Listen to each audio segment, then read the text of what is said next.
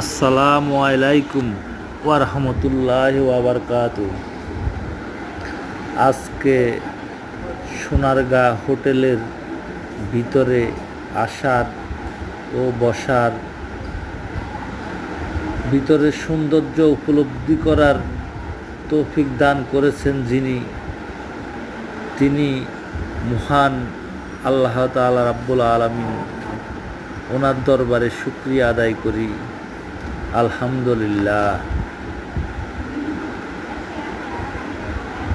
আল্লাহ সবাইকে সুস্থতার নিয়ামত দান করুন এবং সকল মুসলমান ভাইদেরকে বিপদ আপদ থেকে হেফাজত করুন, আমিন। আল্লাহ তাআলার দরবারে আবারও শুকরিয়া আদায় করি, আলহামদুলিল্লাহ। মহান রাব্বুল আলামিন আমাদের সবাইকে সকল বিপদ আপদ থেকে হেফাজত করুন, আমিন। আল্লাহ মহান।